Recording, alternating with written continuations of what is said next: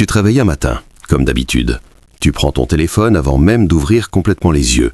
Tu scrolles machinalement pendant quelques minutes, peut-être une demi-heure. Tu bois ton café dans un gobelet en plastique. Tu consultes tes notifications, réponds à quelques messages, puis tu te prépares pour ta journée.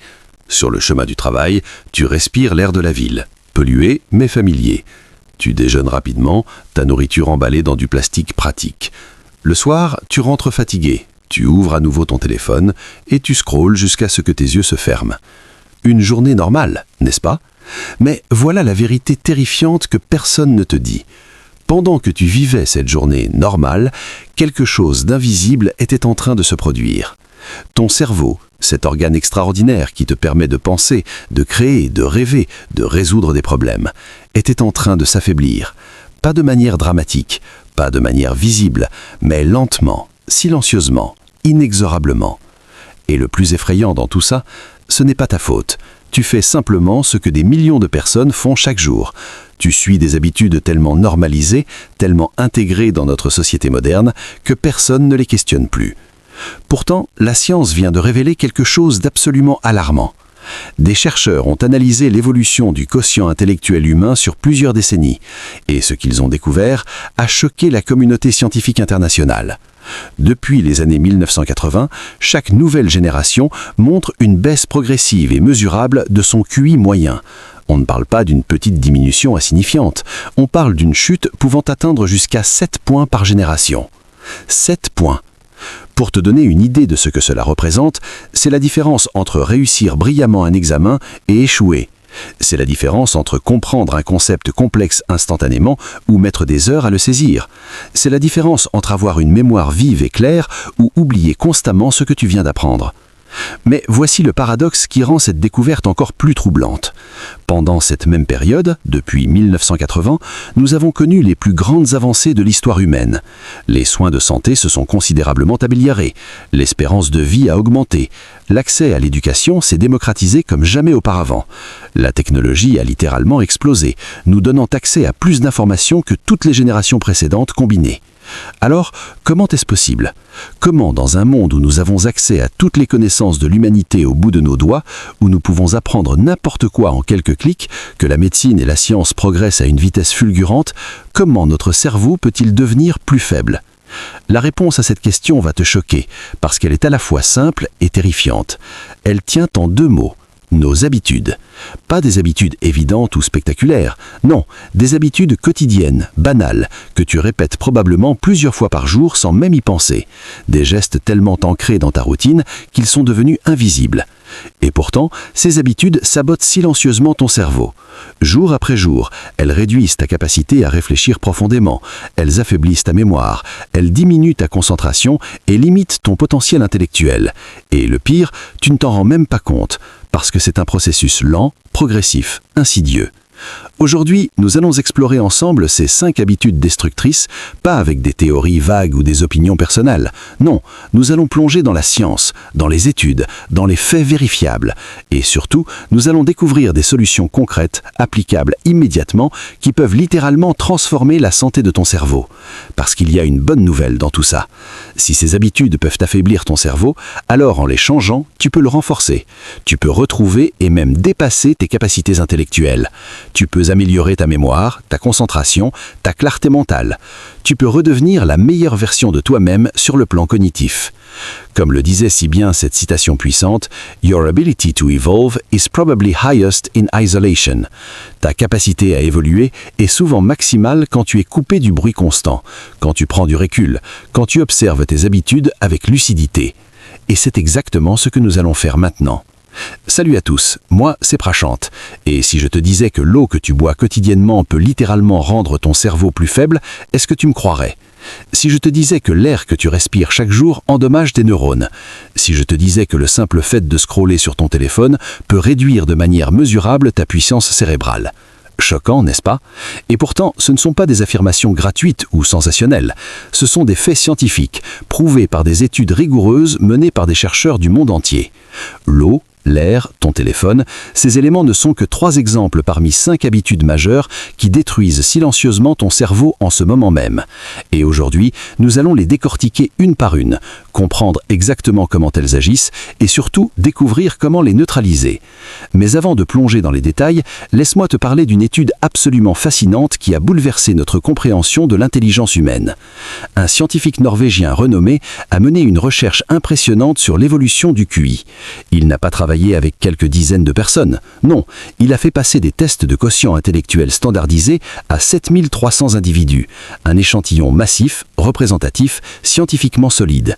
Les résultats ont été stupéfiants.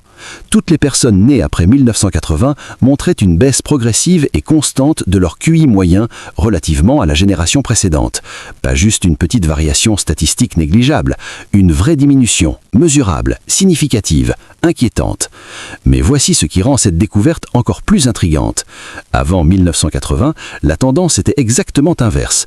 Chaque nouvelle génération avait un QI moyen supérieur à celle qui l'avait précédée. C'était une progression constante, appelée l'effet Flynn, qui montrait que l'humanité devenait de plus en plus intelligente à chaque génération. Et puis, brusquement, après 1980, tout a changé. La courbe s'est inversée. Le QI a commencé à baisser, génération après génération. La question s'imposait naturellement, qu'est-ce qui a changé après 1980 ? Qu'est-ce qui a pu inverser une tendance séculaire de progression intellectuelle ? La réponse, après des années de recherche complémentaires, est devenue claire. Nos habitudes modernes, les transformations profondes de notre mode de vie, l'émergence de nouvelles technologies, la dégradation de notre environnement, la transformation de nos interactions sociales. Toutes ces mutations sociétales ont créé le terreau parfait pour l'affaiblissement cognitif de masse que nous observons aujourd'hui. Et maintenant, entrons dans le vif du sujet. Explorons ensemble ces 5 habitudes destructrices qui sabotent silencieusement ton cerveau. Mais surtout, découvrons comment les transformer pour retrouver et même maximiser ton potentiel intellectuel. Première habitude, le piège mortel du scrolling. Sois honnête avec moi pendant quelques secondes. Qu'est-ce que tu fais quand tu t'ennuies ? Quand tu attends quelqu'un, quand tu as 5 minutes entre 2 activités, quand tu te réveilles le matin, quand tu vas te coucher le soir. Je connais déjà la réponse, parce que nous le faisons tous. Tu prends ton téléphone, presque automatiquement, comme un réflexe conditionné, tu déverrouilles l'écran, tu ouvres Instagram, TikTok, YouTube Shorts, Facebook Reels, et tu scrolles encore et encore et encore, vidéo après vidéo, image après image, contenu après contenu, sans vraiment penser, sans vraiment choisir, sans vraiment contrôler. Et maintenant, je veux être très clair sur un point important. Scroller en soi n'est pas nécessairement une mauvaise chose. Consulter les réseaux sociaux avec intention, chercher du contenu spécifique, suivre des créateurs qui t'inspirent, tout cela peut être bénéfique. Le problème n'est pas l'action elle-même. Le problème, c'est ce qu'on appelle en psychologie le doom scrolling, ou défilement compulsif. Qu'est-ce que c'est exactement ? C'est scroller sans intention réelle, sans but précis, sans réflexion. C'est laisser l'algorithme décider à ta place. C'est consommer passivement tout ce qui apparaît sur ton écran. Des vidéos drôles suivies de contenus tristes, des informations choquantes suivies de divertissements absurdes, des conseils de productivité suivis de mèmes stupides. Un mélange chaotique, incohérent, épuisant. Et voici la vérité que personne ne te dit. Ce comportement apparemment inoffensif a un impact négatif direct, mesurable et dévastateur sur ton cerveau. Ta capacité à penser profondément diminue. Ta faculté à analyser des informations complexes s'effondre. Ton aptitude à maintenir ta concentration s'évapore. Ton habileté à réfléchir de manière critique se détériore. Pourquoi ? Comment cela fonctionne-t-il exactement ? Imagine ton cerveau comme l'algorithme de YouTube ou d'Instagram. Si aujourd'hui tu regardes une vidéo sur le sport et que tu l'apprécies, que se passe-t-il le lendemain ? Toute ta page d'accueil sera remplie de contenus similaires. L'algorithme a appris ce qui t'intéresse et il te sert exactement ce que tu as déjà consommé. Ton cerveau fonctionne exactement de la même manière. Le contenu que tu consommes quotidiennement devient littéralement les pensées que tu produis. Si tu nourris continuellement ton esprit avec des contenus superficiels, inutiles, vides de substance, ton cerveau s'adapte à ce régime intellectuel pauvre. Ta vitesse de réflexion ralentit, ta capacité de concentration diminue, ta profondeur d'analyse s'amoindrit. Ce n'est pas une théorie vague, ce n'est pas une opinion personnelle. Des études scientifiques rigoureuses l'ont prouvé de manière irréfutable. Une recherche récente particulièrement révélatrice a comparé deux groupes de personnes. Le premier groupe consommait principalement des contenus courts type Reels et Shorts. Le second groupe privilégiait des contenus longs, réfléchis, substantiels, comme des documentaires, des vidéos éducatives approfondies, des analyses détaillées. Les résultats ont été sans appel. Les personnes du premier groupe, accros au contenu court et rapide, présentaient une puissance cérébrale significativement inférieure à celle du second groupe. Leur capacité de mémorisation était réduite, leur temps de concentration était plus court, leur aptitude à résoudre des problèmes complexes était diminuée, leur créativité était limitée. Mais ce n'est pas tout. L'étude a révélé quelque chose d'encore plus inquiétant. 3 mois consécutifs de doom scrolling intensif peuvent déjà produire des effets mesurables sur ta mémoire. Seulement 3 mois, 12 semaines, 90 jours. Maintenant, pose-toi une question honnête et peut-être inconfortable. Depuis combien de temps tu scrolles de cette manière ? 6 mois ? 1 an ? 2 ans ? 5 ans ? Plus longtemps encore ? Si tu es comme la majorité des gens, tu as probablement adopté cette habitude depuis plusieurs années maintenant, ce qui signifie que les dommages sur ton cerveau ne sont pas négligeables. Mais voici la bonne nouvelle. Tout comme ton cerveau s'est adapté à ce régime pauvre en contenu de qualité, il peut se réadapter à un régime riche et nourrissant. Le cerveau est incroyablement plastique.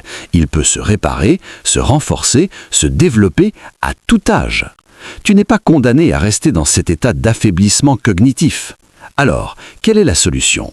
La solution révolutionnaire, le scrolling conscient. La clé n'est pas d'arrêter complètement de scroller, ce serait irréaliste dans notre monde moderne. La clé est de transformer ton scrolling inconscient en scrolling conscient. En anglais, on appelle cela le mindful scrolling.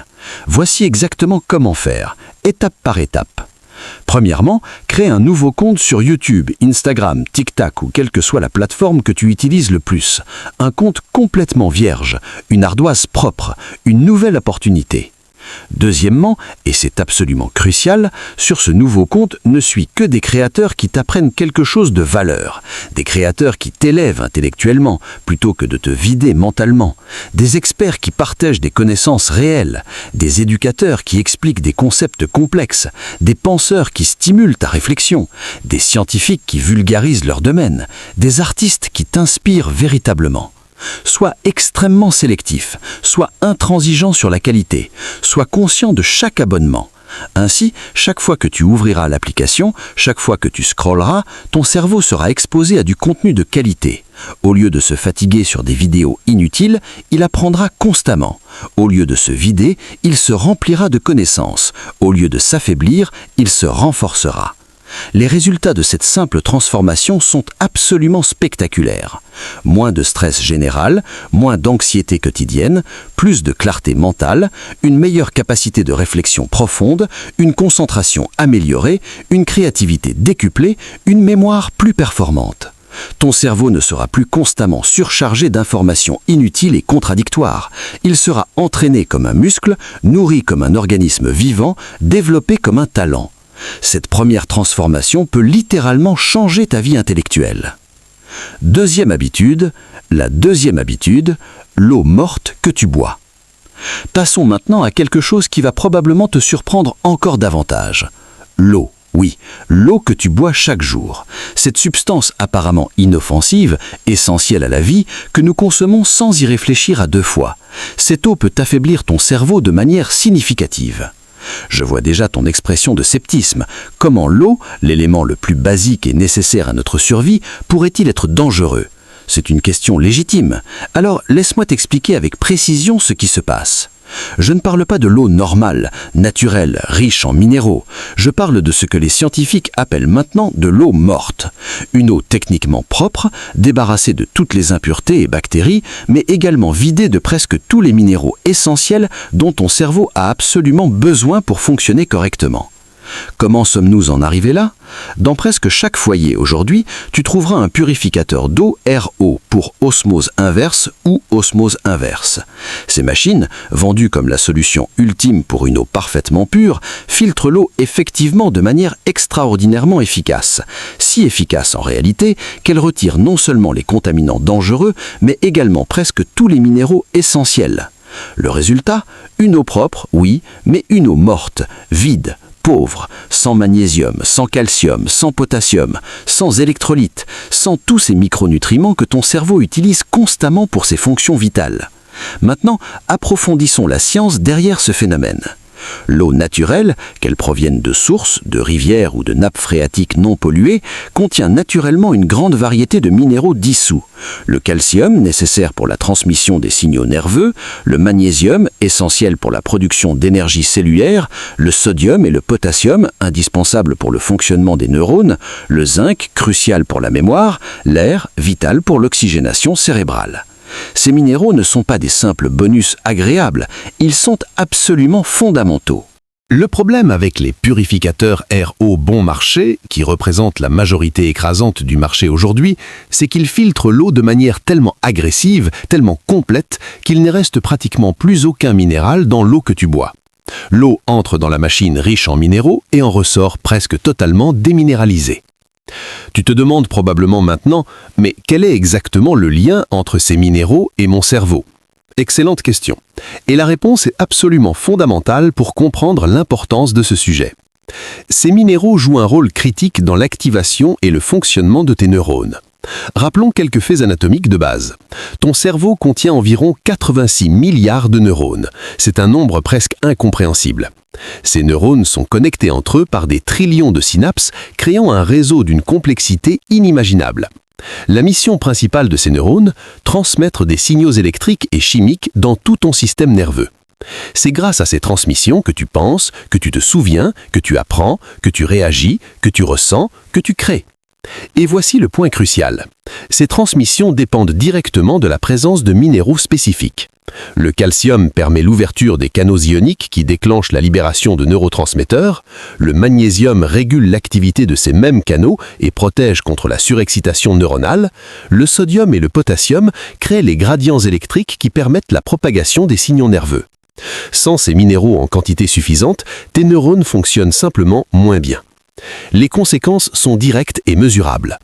Quand ton corps reçoit suffisamment de minéraux à travers l'eau que tu bois et la nourriture que tu manges, tes neurones fonctionnent de manière optimale. Les connexions synaptiques sont rapides et efficaces. Ta mémoire est vive, ta concentration est forte, ta capacité d'apprentissage est maximale, ta clarté mentale est exceptionnelle.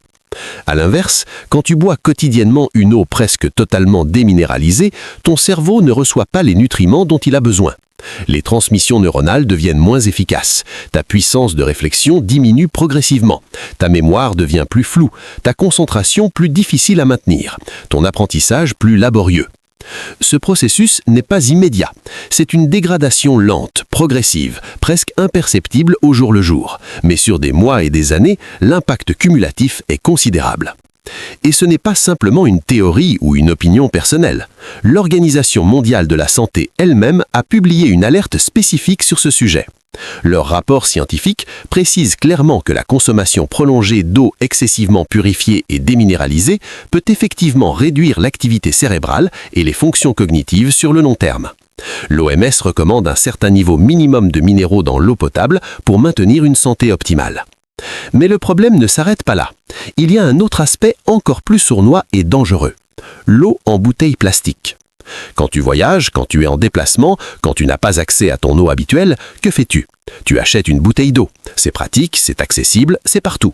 En Inde, en Afrique, en Amérique latine, en Asie du Sud-Est, dans beaucoup de pays en développement, tu trouves ces petites bouteilles en plastique vendues à des prix extrêmement bas dans chaque rue, chaque magasin, chaque kiosque. Les gens croient acheter de l'eau ultra pure, donc saine, donc bonne pour leur santé. Mais voici la réalité troublante que personne ne te dit. Personne ne sait vraiment d'où vient cette eau bon marché. Est-ce de l'eau du robinet simplement embouteillée, de l'eau souterraine de qualité douteuse, de l'eau industrielle recyclée, de l'eau de source légitime mais non contrôlée? Aucune information claire n'est fournie. L'étiquette mentionne vaguement eau purifiée ou eau de boisseau, mais sans aucune précision sur la source, la composition minérale ou les processus de traitement. Et voici ce qui est révélateur. Les mêmes entreprises qui vendent ces bouteilles basiques à bas prix vendent également des bouteilles beaucoup plus chères où il est clairement indiqué eau minérale avec la liste précise des minéraux contenus et leur concentration. Pourquoi cette différence de prix? Pourquoi cette distinction dans l'étiquetage? Parce qu'ils savent parfaitement qu'il existe une énorme différence entre une eau basique, pauvre en minéraux, sans valeur nutritionnelle particulière, et une eau riche, équilibrée en minéraux essentiels, véritablement bénéfique pour le corps et le cerveau. Mais le grand public, lui, n'en a aucune idée. Il achète la bouteille la moins chère, en pensant faire un choix raisonnable, sans réaliser qu'il prive son corps et son cerveau de nutriments essentiels. Alors, que dois-tu faire concrètement? Voici 2 étapes simples mais cruciales. Étape numéro 1, fais vérifier immédiatement le TDS de ton système de purification d'eau à domicile. TDS signifie Total Dissolved Solids, soit la quantité totale de minéraux dissous dans ton eau. C'est une mesure simple que tu peux effectuer avec un petit appareil électronique appelé TDS Mètre, disponible en ligne pour quelques euros seulement. Le niveau idéal de TDS pour l'eau potable se situe entre 80 et 150 parties par million. Dans cette range, ton eau contient suffisamment de minéraux pour être bénéfique pour ton cerveau et ton corps, tout en restant parfaitement sûr et agréable à boire. Si ton TDS est dans cette formule, parfait, continue ainsi. Si ton TDS est trop bas, en dessous de 50 par exemple, ton eau est surfiltrée et tu dois ajuster les réglages de ton purificateur ou considérer de le remplacer par un modèle qui préserve mieux les minéraux essentiels. Si ton TDS est trop élevé, au-dessus de 300, ton eau peut contenir trop d'impuretés et tu dois améliorer ta filtration. Étape numéro 2, évite au maximum les bouteilles en plastique, particulièrement pour l'eau que tu consommes régulièrement. Investis dans une bonne gourde réutilisable en acier inoxydable ou en cuivre. Le cuivre d'ailleurs a des propriétés antibactériennes naturelles et peut même enrichir légèrement ton eau en iure cuivre bénéfique. Remplis ta gourde avec ton eau à domicile, celle dont tu connais et contrôles la qualité, et emporte-la avec toi partout où tu vas. Cette simple habitude transformera littéralement la santé de ton cerveau sur le long terme. 3e habitude, l'air invisible qui détruit ton cerveau. Respirons ensemble pendant un instant. Inspire profondément, expire lentement.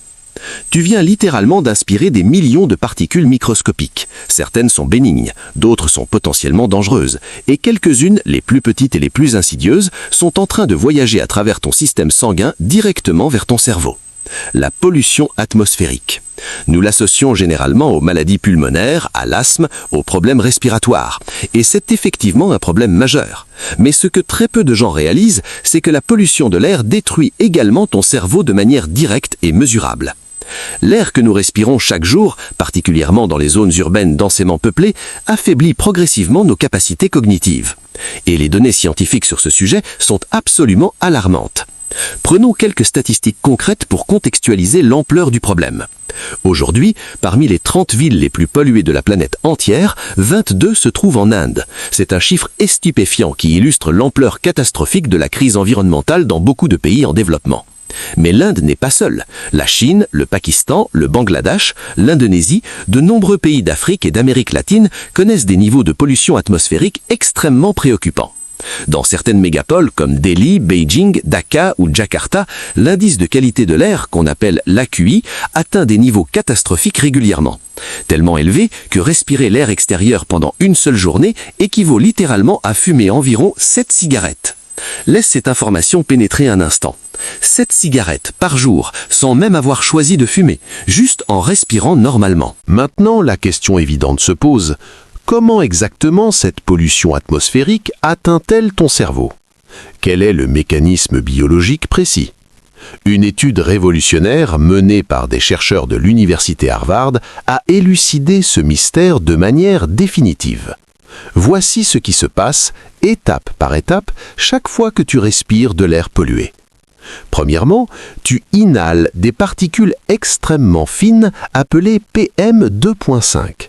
Le terme PM signifie Particulate Matter, matière particulière. Le chiffre 2.5 indique que ces particules mesurent moins de 2.5 micromètres de diamètre. Pour te donner une idée de cette taille minuscule, un cheveu humain mesure environ 70 micromètres de diamètre. Ces particules sont donc environ 30 fois plus petites qu'un cheveu. Deuxièmement, en raison de leur taille infinitésimale, ces particules PM2.5 ne restent pas simplement dans tes poumons comme des particules plus grosses le feraient. Non, elles traversent les membranes alvéolaires, ces fines parois qui séparent l'air que tu respires de ton sang. Elles passent directement dans ta circulation sanguine. Troisièmement, une fois dans ton sang, ces particules voyagent à travers tout ton corps et certaines d'entre elles, les plus petites et les plus dangereuses, parviennent à franchir une barrière normalement très protectrice, la barrière hémato-encéphalique. Cette barrière est conçue pour protéger ton cerveau des substances potentiellement nocives. Mais elle n'est pas parfaite et ces particules ultra-fines peuvent la traverser. Quatrièmement, une fois dans ton cerveau, ces particules déclenchent une réaction inflammatoire. Ton système immunitaire cérébral, détectant ces intrus étrangers, active une réponse défensive. Cette inflammation, si elle devient chronique en raison d'une exposition continue à la pollution, endommage progressivement les neurones et les connexions synaptiques. Les conséquences de ce processus sont multiples et graves. Inflammation cérébrale chronique, qui peut persister pendant des années. Baisse progressive de la mémoire, particulièrement de la mémoire à court terme. Diminution mesurable des capacités de réflexion complexe et de résolution de problèmes. Ralentissement de la vitesse de traitement de l'information. Augmentation du risque de déclin cognitif précoce et même de maladies neurodégénératives comme Alzheimer ou Parkinson plus tard dans la vie. Et ce n'est pas tout. Des études longitudinales particulièrement troublantes ont suivi des enfants grandissant dans des environnements à différents niveaux de pollution atmosphérique. Les résultats sont catégoriques et effrayants. Les enfants ayant grandi dans des villes très polluées présentent en moyenne un quotient intellectuel plus bas, mesuré dès l'âge de 7 ou 8 ans, comparés aux enfants ayant grandi dans des environnements avec un air plus pur. Cette différence n'est pas négligeable. Elle peut atteindre plusieurs points de QI, ce qui représente un désavantage cognitif significatif qui peut affecter toute leur vie académique et professionnelle future. Pire encore, ces mêmes études montrent que les dommages causés par l'exposition précoce à la pollution atmosphérique peuvent être partiellement irréversibles. Le cerveau en développement est particulièrement vulnérable et les expositions pendant l'enfance peuvent avoir des conséquences durables même si la qualité de l'air s'améliore plus tard. Face à cette réalité alarmante, que pouvons-nous faire ? Soyons réalistes, nous ne pouvons pas, en tant qu'individus isolés, changer la qualité de l'air extérieur du jour au lendemain. Les solutions à grande échelle nécessitent des politiques publiques ambitieuses, des investissements massifs dans les énergies propres, des transformations industrielles majeures, des changements dans nos systèmes de transport urbain. Ces transformations sont essentielles, mais prennent du temps. Cependant, nous pouvons nous protéger intelligemment et efficacement dès maintenant. Voici 4 stratégies concrètes et applicables immédiatement. Stratégie numéro 1. Installe un purificateur d'air de qualité dans ton domicile, particulièrement dans les pièces où tu passes le plus de temps, comme ta chambre et ton espace de travail.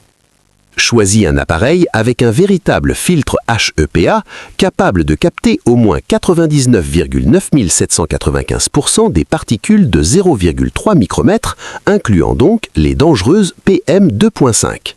Change les filtres régulièrement selon les recommandations du fabricant. Oui, c'est un investissement financier, mais compare ce coût à celui de ta santé cognitive à long terme. Stratégie numéro 2. Intègre des plantes purificatrices d'air à l'intérieur et à l'entour de ton habitation. Certaines plantes sont particulièrement efficaces pour filtrer les polluants atmosphériques. Le Ficus benjamina, lierre anglais, le palmier d'Arec, la langue de belle-mère, Sansevieria, le pothos doré. La NASA elle-même a étudié ces plantes et confirmé leur capacité purificatrice. Plaçons-en plusieurs dans différentes pièces de ton logement. Stratégie numéro 3. Optimise le moment de tes sorties extérieures en fonction des niveaux de pollution. La pollution atmosphérique suit des cycles quotidiens prévisibles. Elle est généralement plus élevée tôt le matin, entre 6h et 9h, quand le trafic routier est intense, mais que le soleil n'a pas encore réchauffé l'atmosphère pour disperser les polluants. Elle est également élevée en fin de soirée et la nuit. En revanche, l'après-midi, particulièrement entre 14h et 17h, la pollution est à son niveau le plus bas de la journée. Si tu dois faire de l'exercice à l'extérieur, privilégie donc ces heures d'après-midi. Évite autant que possible les activités physiques intenses pendant les pics de pollution matinaux et nocturnes. Quatrièmement, lors des journées de pollution extrême, porte un masque de protection approprié si tu dois absolument sortir. Pas n'importe quel masque. Les masques chirurgicaux classiques ne filtrent pas les particules PM 2.5. Il te faut un masque de type N95, FFP2 ou FFP3, conçu spécifiquement pour filtrer ces particules ultra fines. Assure-toi que le masque est bien ajusté sur ton visage pour éviter les fuites d'air non filtrées sur les côtés. Ces 4 stratégies, appliquées consciencieusement, peuvent réduire significativement ton exposition aux polluants atmosphériques et protéger ton cerveau des dommages à long terme. 4e habitude, le plastique invisible dans ton cerveau. Prépare-toi, car ce que je vais te révéler maintenant est peut-être l'information la plus choquante de toute cette vidéo. Les études scientifiques récentes sont absolument formelles et leurs conclusions sont terrifiantes. Mettre des aliments chauds dans des contenants en plastique ou réchauffer de la nourriture dans des récipients en plastique peut provoquer des problèmes de santé extrêmement graves, incluant différents types de cancers, des perturbations hormonales et des dommages neurologiques. Mais au-delà de ces risques déjà alarmants, il y a quelque chose d'encore plus inquiétant. Quelque chose qui relève presque de la science-fiction, mais qui est malheureusement bien réel. Regarde attentivement l'image qui apparaît maintenant à l'écran. Ces minuscules points que tu vois, ces particules presque invisibles, ce sont des microparticules de plastique, des fragments microscopiques de polymères synthétiques. Et sais-tu où exactement ces particules ont été trouvées et photographiées ? Dans le cerveau humain. Oui, tu as bien entendu, dans le cerveau. Notre cerveau. Des équipes de médecins légistes et de chercheurs en neurosciences ont analysé post-mortem le tissu cérébral de personnes décédées pour diverses raisons. Ils n'ont pas trouvé quelques particules isolées, ils ont découvert une quantité absolument stupéfiante de micro- et nanoplastiques. Des quantités tellement importantes que, si on devait les rassembler et les peser, elles équivaudraient au plastique contenu dans une carte bancaire entière. Réfléchis à cette information pendant un instant. L'équivalent d'une carte bancaire complète en plastique dans ton cerveau. La question qui s'impose immédiatement est évidente et terrifiante. Comment diable ce plastique est-il arrivé là ? Comment des matériaux synthétiques, conçus pour être durables et résistants, ont-ils pu se retrouver dans l'organe le plus protégé de notre corps ? La réponse malheureusement est simple et effrayante. Par la nourriture. Une étude scientifique particulièrement révélatrice a été menée spécifiquement sur ce sujet pour comprendre le mécanisme exact de cette contamination. Le protocole était simple mais rigoureux.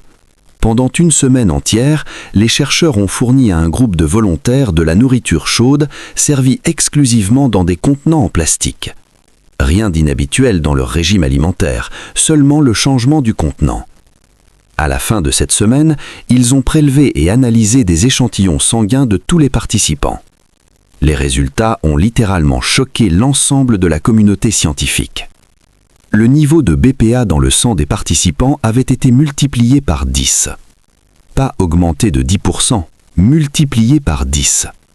Une augmentation de 900%. Le BPA, ou bisphénol A, est un composé chimique utilisé massivement dans la fabrication de plastique et de résine. C'est un perturbateur endocrinien puissant, c'est-à-dire qu'il interfère avec le système hormonal. Mais ce que beaucoup de gens ignorent, c'est que le BPA est également extrêmement toxique pour le cerveau. Le BPA affaiblit directement les capacités de réflexion et de raisonnement. Il réduit la mémoire, particulièrement la mémoire de travail et la mémoire à long terme. Il diminue la clarté mentale et la rapidité de traitement de l'information. Il peut même altérer le développement cérébral chez les fœtus et les jeunes enfants avec des conséquences potentiellement irréversibles. Cette étude prouve de manière indiscutable que la nourriture consommée dans ou stockée dans du plastique a un impact direct, mesurable et dangereux sur ton cerveau. Mais l'histoire ne s'arrête pas là. Le problème est en réalité bien plus vaste et omniprésent que tu ne l'imagines. Quand tu bois ton thé ou ton café matinal, dans ces gobelets apparemment en papier, vendus dans les cafés de les chaînes de restauration rapide, les distributeurs automatiques, tu crois utiliser du papier, donc un matériau naturel et sûr. Mais voici ce que tu ne vois pas. L'intérieur de ces gobelets est systématiquement recouvert d'une fine couche de plastique, souvent du polyéthylène. Pourquoi ? Pour rendre le gobelet imperméable et éviter qu'il ne se désintègre au contact du liquide. Mais quand tu verses un liquide brûlant dans ce gobelet, cette couche de plastique se réchauffe, se ramollit et commence à libérer des microparticules et des composés chimiques qui se dissolvent directement dans ta boisson. Tu bois donc non seulement ton café, mais aussi des microplastiques et des perturbateurs endocriniens. Même chose, peut-être encore plus pire encore, quand tu commandes à manger via des applications de livraison de repas. La nourriture arrive presque systématiquement dans des emballages plastifiés ou des contenants en plastique. Ton curry chaud, tes noodles fumantes, ton riz fraîchement cuit, tous contenus dans du plastique. La chaleur de la nourriture accélère la migration des composés chimiques du plastique vers tes aliments. Et même les produits apparemment mieux emballés ne sont pas exempts de problèmes. Quand tu manges des chips, des snacks, des biscuits, des produits emballés industriellement, examine attentivement l'intérieur du paquet. Tu verras généralement une couche d'aluminium brillant. Beaucoup de gens pensent que c'est juste de l'aluminium, donc du métal, donc sûr. Mais si tu regardes plus attentivement, tu découvriras que sous cette couche d'aluminium, il y a toujours une autre couche, du plastique. Le plastique est littéralement partout autour de nous. Dans nos emballages alimentaires, nos contenants de stockage, nos bouteilles d'eau, nos ustensiles de cuisine, nos toyers synthétiques qui libèrent des microparticules lors du lavage, nos cosmétiques, nos produits d'hygiène. Nous vivons dans un océan de plastique. Et ce plastique pénètre lentement mais sûrement dans nos corps, dans notre sang, dans nos organes et finalement dans nos cerveaux. Alors, que devons-nous faire face à cette invasion plastique ?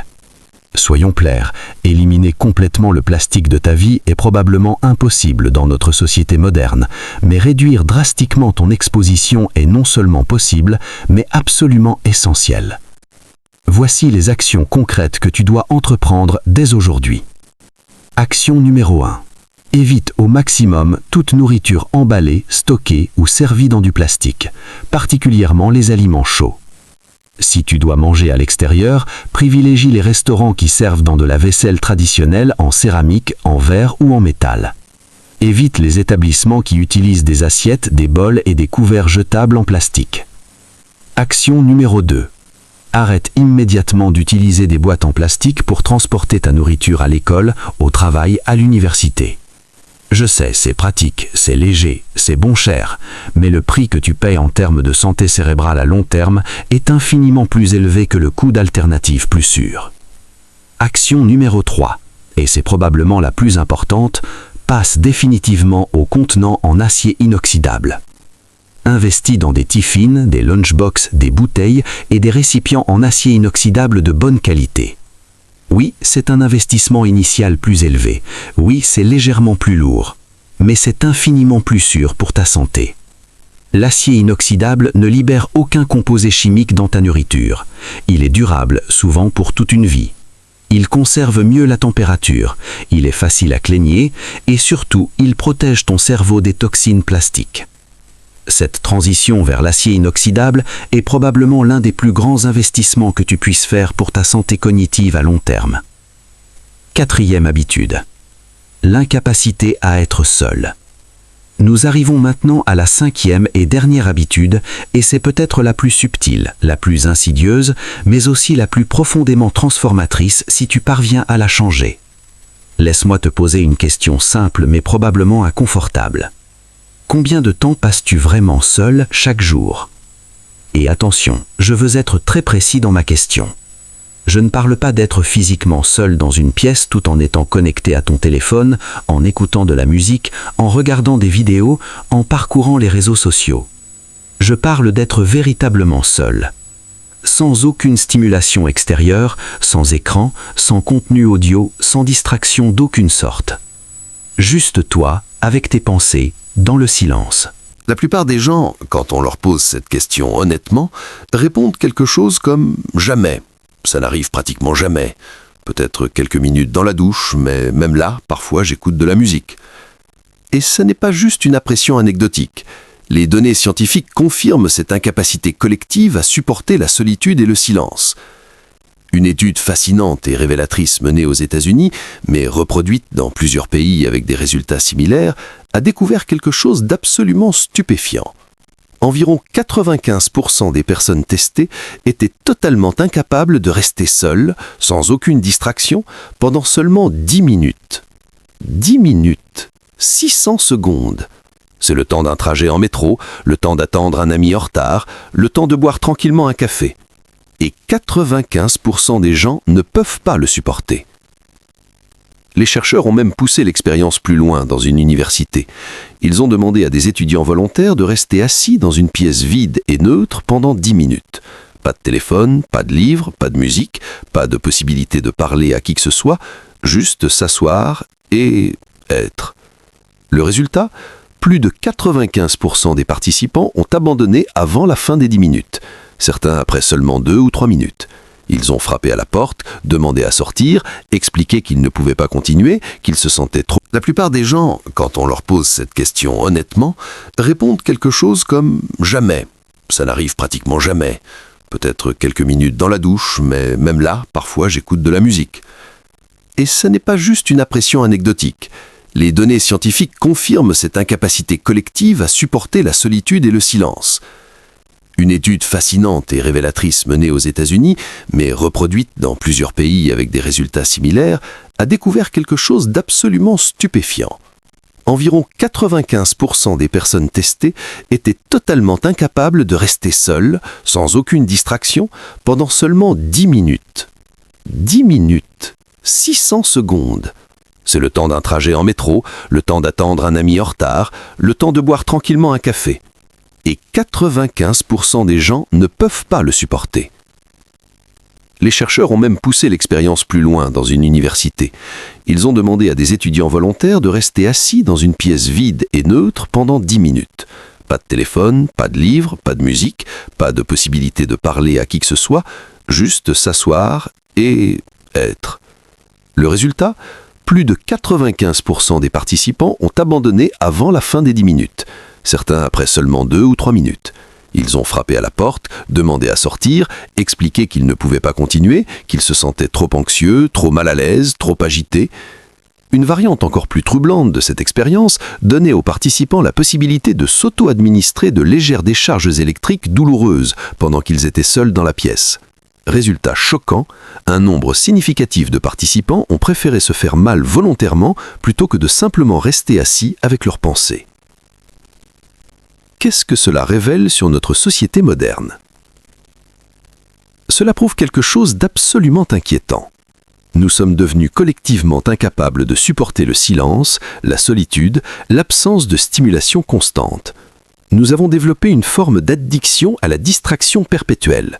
Notre capacité d'attention s'est effondrée, notre confort avec nous-mêmes s'est désintégré. Mais pourquoi est-ce si important ? Pourquoi le temps passé seul dans le silence est-il essentiel pour ton cerveau ? La réponse est fondamentale et profonde. Le silence et la solitude sont les moments où ton cerveau se réinitialise. C'est pendant ces périodes, apparemment vides d'activité, que ton cerveau effectue en réalité un travail crucial. Il consolide les mémoires, transformant les expériences à court terme en souvenirs à long terme, il traite et intègre les informations accumulées pendant la journée, il répare les connexions neuronales endommagées, il nettoie les déchets métaboliques accumulés dans le tissu cérébral, il renforce les circuits neuronaux importants et élimine les connexions inutiles. C'est aussi pendant ces moments de silence que la créativité émerge, que les insights profonds apparaissent, que les solutions à des problèmes complexes surgissent soudainement, que tu te reconnectes avec tes valeurs profondes, tes objectifs réels, ton essence authentique.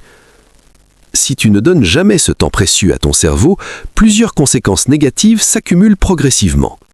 Ta mémoire ne se régénère pas correctement, les informations que tu apprends ne se consolident pas efficacement, ta capacité d'apprentissage diminue, tu as de plus en plus de mal à comprendre et à retenir de nouvelles informations, ta créativité s'étiole, tes capacités de résolution de problèmes complexes s'affaiblissent, ton stress et ton anxiété augmentent, ton sentiment de connexion avec toi-même s'érode. Heureusement, la solution existe et elle est remarquablement simple, même si elle demande de la discipline et de la persévérance. La solution transformatrice, la pratique quotidienne de la solitude consciente. Commence par intégrer la méditation dans ta routine quotidienne. Si le mot méditation te semble intimidant ou trop spirituel, pense simplement à cela comme à un entraînement mental, exactement comme tu entraînerais un muscle physique. Ou encore plus simplement, commence par marcher seul pendant 5 à 10 minutes chaque jour. Pas une promenade avec de la musique dans les oreilles, pas un appel téléphonique pendant que tu marches, pas de podcast éducatif, juste marcher, observer, respirer, penser, être. Au début, je te garantis que ce sera inconfortable, peut-être même franchement difficile. Ton esprit va s'agiter, tu vas avoir envie de sortir ton téléphone, tu vas trouver 1000 excuses pour arrêter. J'ai des choses plus importantes à faire, c'est une perte de temps, je ne sais pas comment faire. C'est absolument normal. Cette résistance est le signe que ton cerveau, habitué à la stimulation constante, doit se réhabituer au silence et à la tranquillité. Mais persiste. Continue. Chaque jour. Avec le temps, quelque chose de remarquable va se produire. Ton cerveau va s'adapter. Le silence va devenir confortable, puis agréable, puis précieux. Tu vas commencer à apprécier ces moments. Tu vas les attendre avec impatience. Tu vas remarquer les bénéfices qui s'accumulent. Voici un protocole simple pour commencer dès aujourd'hui. Trouve un endroit relativement calme chez toi. Pas nécessairement totalement silencieux, juste relativement tranquille. Ta chambre, un coin de ton salon, même un balcon ou un jardin si tu en as un. Assieds-toi confortablement. Pas nécessairement dans une position de lotus compliquée, simplement assis, le dos relativement droit, dans une position que tu peux tenir sans inconfort majeur. Ferme les yeux ou, si c'est plus confortable, garde-les mi-clos en fixant un point neutre devant toi. Concentre-toi uniquement sur ta respiration. L'air qui entre par ton nez, l'air qui remplit tes poumons, l'air qui sort, le rythme naturel de ta respiration. Quand ton esprit vagabonde, et il vagabondera inévitablement, ramène simplement ton attention sur ta respiration, sans jugement, sans frustration. C'est parfaitement normal. Commence par seulement 2 à 3 minutes. Oui, juste 2 minutes. C'est un début très gérable. Puis, progressivement, sur des semaines et des mois, augmente jusqu'à 5, puis 10, puis peut-être 15 ou 20 minutes par jour. Cette pratique simple mais puissante va littéralement transformer ton cerveau. Des études d'imagerie cérébrale ont montré que la méditation régulière augmente l'épaisseur du cortex préfrontal, améliore la connectivité entre différentes régions cérébrales, renforce les circuits neuronaux liés à l'attention et à la mémoire et réduit l'activité dans les régions associées au stress et à l'anxiété. Nous avons exploré ensemble 5 habitudes apparemment banales mais profondément destructrices pour ton cerveau. Le scrolling inconscient qui fragmente ton attention, l'eau morte qui prive tes neurones de nutriments essentiels, l'air pollué qui inflamme ton tissu cérébral, le plastique omniprésent qui infiltre tes cellules, l'incapacité à être seul qui empêche ton cerveau de se régénérer. Chacune de ces habitudes, prises isolément, peut sembler peu significative, mais leur effet cumulatif, jour après jour, mois après mois, année après année, est absolument dévastateur. C'est exactement ce qui explique la baisse progressive du QI moyen que les scientifiques observent depuis les années 1980. Mais voici l'immense bonne nouvelle, le message d'espoir essentiel que je veux te laisser. Si ces habitudes peuvent affaiblir ton cerveau, alors changer ces habitudes peut le renforcer. La neuroplasticité, cette capacité extraordinaire de ton cerveau à se remodeler en fonction de tes expériences et de tes comportements, fonctionne dans les deux sens. Si tu appliques sérieusement et consciencieusement les solutions que nous avons explorées ensemble aujourd'hui, tu peux réellement et mesurablement augmenter ta puissance cérébrale, améliorer ta mémoire, penser plus clairement, apprendre plus vite, te concentrer plus profondément, créer plus librement.